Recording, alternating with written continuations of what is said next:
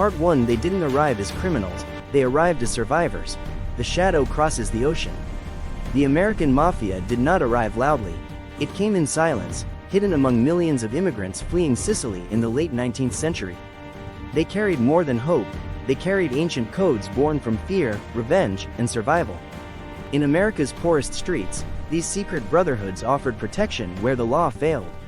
Loyalty was absolute, disobedience was fatal. What began as survival soon hardened into organized crime, and the shadow of the Mafia settled permanently over American cities. By the early 1900s, New York was divided into invisible borders. Gambling dens, extortion schemes, and labor rackets were controlled block by block.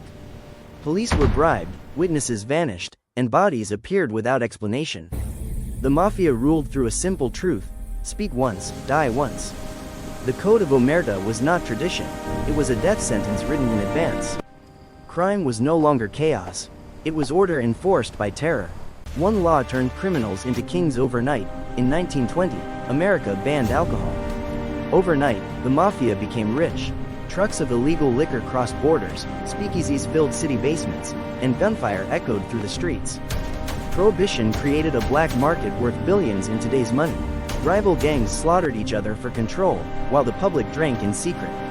The law lost, the Mafia won. This was the moment organized crime became an empire. He didn't hide from the law, he laughed at it. Chicago belonged to Al Capone. His bootlegging empire earned tens of millions while the streets ran red with blood. Machine guns ended disputes. The St. Valentine's Day massacre shocked the nation. Capone lived openly, untouchable, daring the law to stop him. When they finally did, it wasn't for murder. It was taxes. Even monsters, it seemed, could fall, but only through paperwork.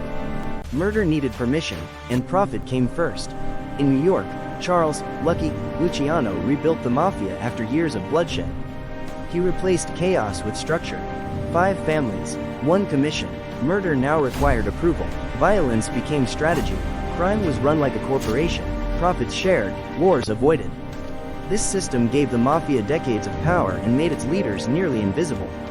The streets grew quiet, but the control tightened. The Mafia didn't just break the system, it became the system. By the 1950s, the Mafia had spread across America. Unions, shipping docks, construction sites, and casinos bent to its will. Las Vegas rose from the desert, funded by mob money and guarded by fear. Politicians looked away, businesses complied. Organized crime was no longer underground, it was woven into the American economy. Say nothing, or die knowing you talked. The Mafia survived because no one spoke. Members swore loyalty for life. Betrayal meant death, not just for the traitor, but for their family.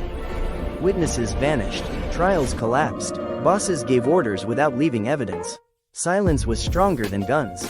For decades, justice could see the crimes, but could not reach the men behind them. One law finally taught the Mafia fear. In 1970, the government changed the rules. The RICO Act allowed prosecutors to charge Mafia leaders for the crimes they commanded. Suddenly, distance no longer protected the bosses. Entire families were indicted. For the first time, the Mafia faced an enemy that could not be bribed, threatened, or killed. The walls began to crack. The Mafia didn't fall to bullets, it fell to words. Facing life in prison, mobsters made an unthinkable choice. They talked. Informants revealed secrets once believed sacred: rituals, murders, hierarchies. Courtrooms filled with former killers describing decades of bloodshed. The Code of Omerta collapsed under fear of a prison cell.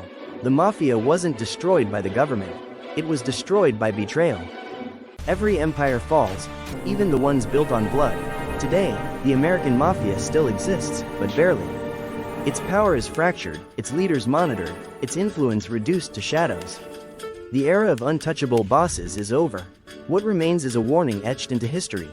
Crime can rule in darkness, but eventually, the light finds everything.